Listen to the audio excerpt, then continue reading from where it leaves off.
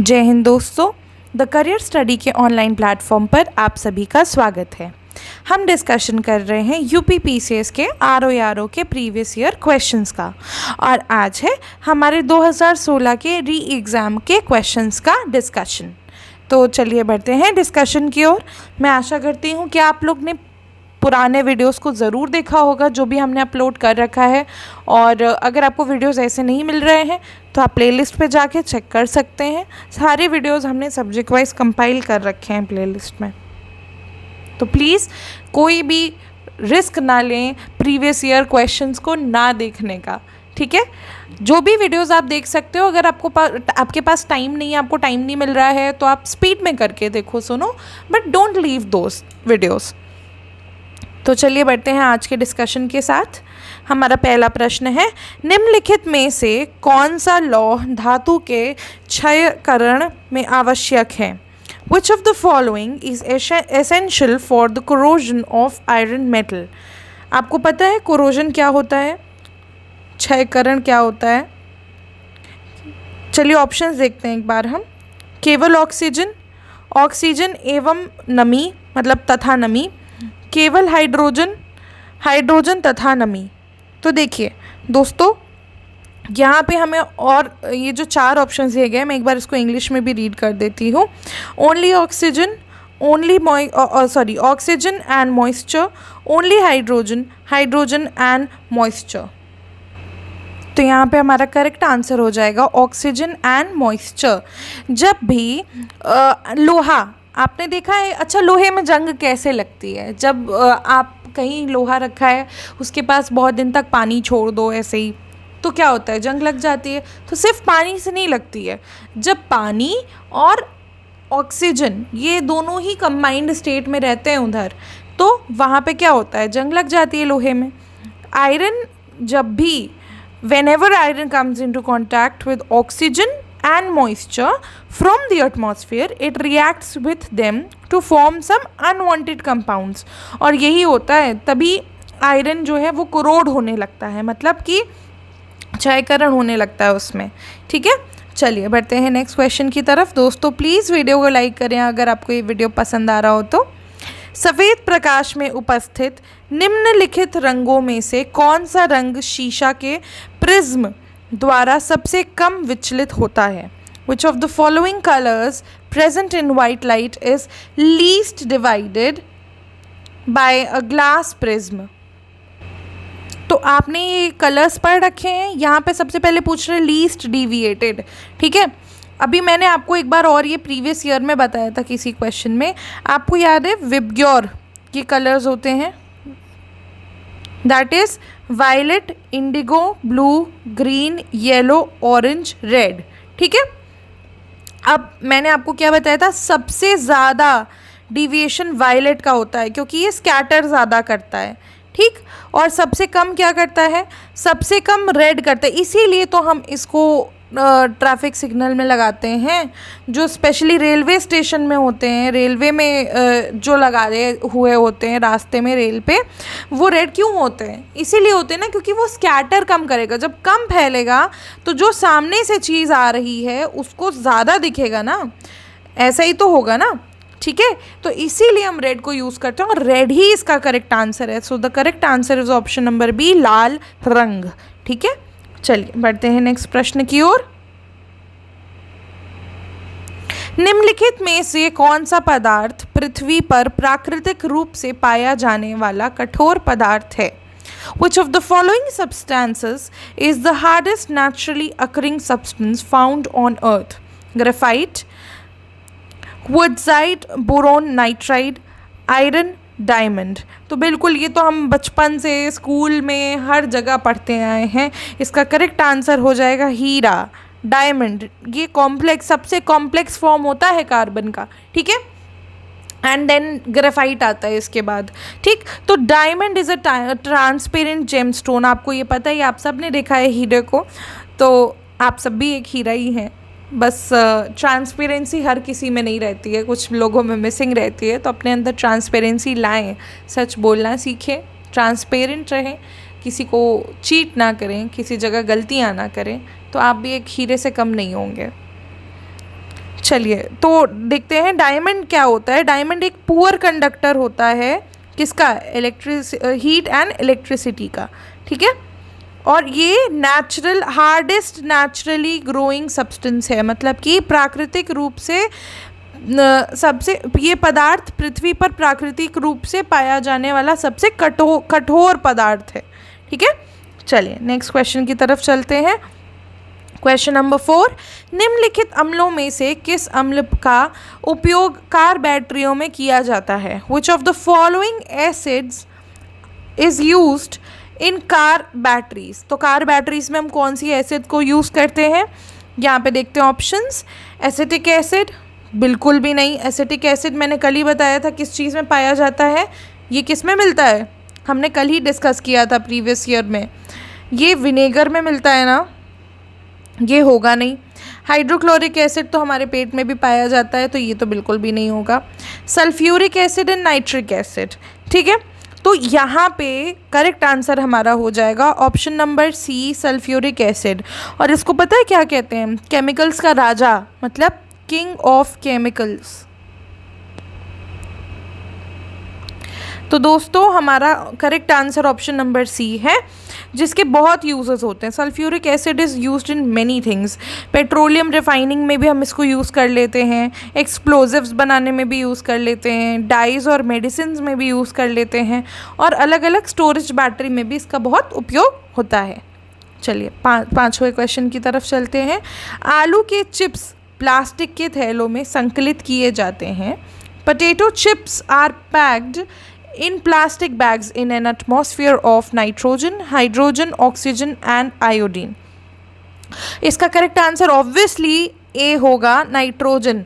Nitrogen से related आपने कल एक और क्वेश्चन देखा था पिछले साल में कि क्या होता है, क्या पाया जाता है, जो एरोप्लेन के टायर्स होते हैं उसमें क्या पाया जाता है ज़्यादा मात्रा में। अगर आपने देखा है प्रीवियस ईयर तो आप समझ जाएंगे। और देखिए आपको वहीं से उठा के यहाँ पे एक और क्वेश्चन सेम आंसर, मतलब विद सेम आंसर दे दिया है, बस क्वेश्चन चेंज कर दिया है, ठीक है। तो आपसे पूछना वो एक ही चीज़ चाहेंगे लेकिन प्रश्न बदल देंगे, ठीक है। चलिए दोस्तों नेक्स्ट क्वेश्चन की तरफ चलते हैं। Which of the following processes is not useful for the purification of solid impurities?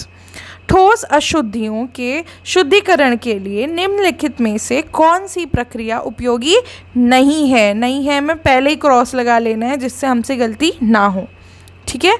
तो यहाँ पे ऑप्शंस क्या हैं हमारे सामने? Distillation, sublimation, crystallisation, all of the above.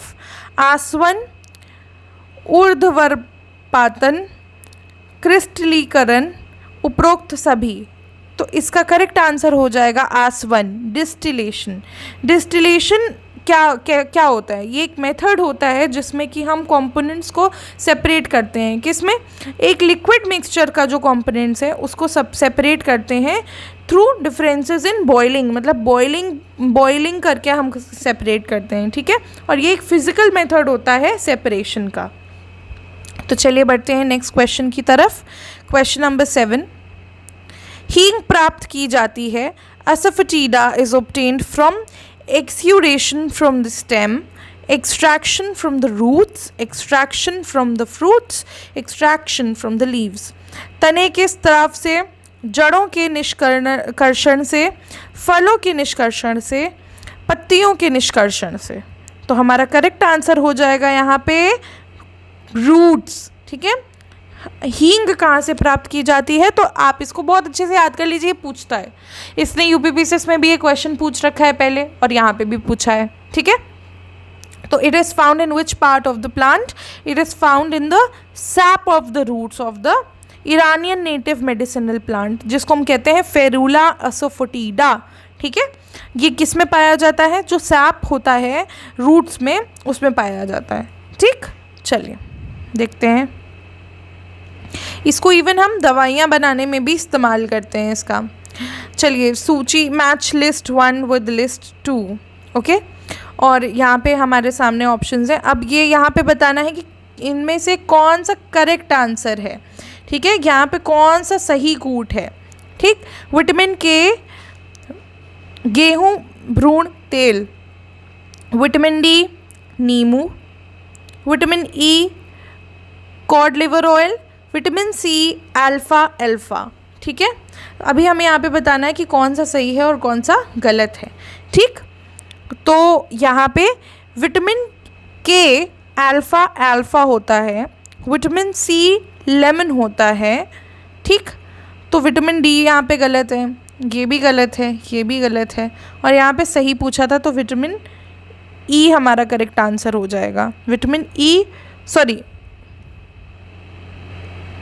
यहाँ पे ऑलमोस्ट हमारे सारे ही गलत हैं। ठीक है, विटामिन के मैं आपको सही आंसर बता देती हूँ, आप एक बार मैच कर लो इसको। ठीक है, मैं मैच करके ही दिखा देती हूँ। विटामिन के अल्फ़ा अल्फ़ा हो जाएगा। फिर विटामिन डी किस में पाया जाता है? कॉड लिवर ऑयल में पाया जाता है। Vitamin E wheat germ oil में पाया जाता है। And then vitamin C is lemon.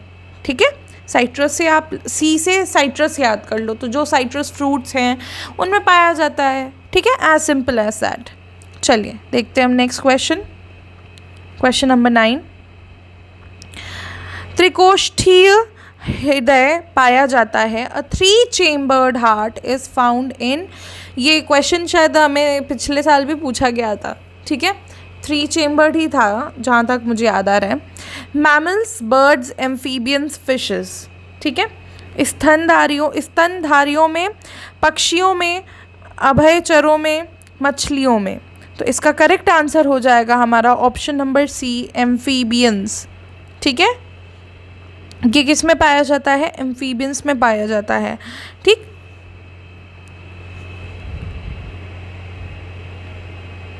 और हमारा कैसा होता है? 4 चेम्बर्ड हार्ट होता है हमारा। ठीक है, चलिए। महासागर में डूबी हुई वस्तुओं की स्थिति जानने के लिए निम्न में से किस यंत्र का प्रयोग किया जाता है? Audiometer, galvanometer, sextant, Sonar. Which of the following instruments is used to detect the location of submerged objects in the ocean? And the correct answer is option number D, sonar. आपने कई बार सुना होगा इसके बारे में, सोनार के बारे में। सोनार क्या होता है? ये बेसिकली क्या यूज़ करता है? Sound propagation for navigation, under water communication. ठीक है, अब आप मुझे कमेंट सेक्शन में जल्दी से सोनार का फुल फॉर्म बताएंगे। ठीक है, next question is question number 11. Included in genetic industry, the one which is included in the genetic industry is agriculture, fishing, hunting, mining. इसमें से हमारा करेक्ट आंसर क्या होगा? मैं हिंदी में भी बोल देती हूँ। जेनेटिक उद्योग में सम्मिलित हैं कृषि, मछली पकड़ना, शिकार करना, खनन। तो आप एक बात बताओ, मछली पकड़ना जेनेटिक उद्योग कैसे हो सकता है? शिकार करना जेनेटिक उद्योग कैसे हो सकता है? खनन भी कैसे ही हो सकता है? क्या खनन का तो कोई रिश्ता ही नहीं है जेनेटिक इंडस्ट्री से। हाँ, मतलब क्या जीन्स पा के हम माइनिंग करवाते हैं? नहीं ना। तो ये क्या हो जाएगा इसका करेक्ट आंसर? सीधा सीधा एग्रीकल्चर। भाई जीन्स आप कहाँ पे चेंज कर सकते हो? इंसानों के अलावा कहाँ पे आप ये सब कर सकते हो? बिल्कुल, आपने सुना है बीटी ब्रिंजल के बारे में? बीटी ब्रिंजल, ठीक है, ये अलग वेराइटीज़ होती हैं जो कि जीन्स एडिट करके उनके बनाए जाते हैं, अच्छे वेरिएंट्स बनाए जाते हैं उस प्लांट के, फ्लावर के। ठीक है, तो हमारा करेक्ट आंसर हो जाएगा agriculture. Option number A is the correct answer. Genetic industry में क्या इन्वॉल्व होता है? जेनेटिक इंजीनियरिंग ही तो इन्वॉल्व होती है, जिसमें हम जेनेटिक मटेरियल जो होते हैं, डीएनए, आरएनए, इनको चेंज करते हैं, इनके पैटर्न्स को चेंज करते हैं, और तभी हम क्या बना पाते हैं? Genetically modified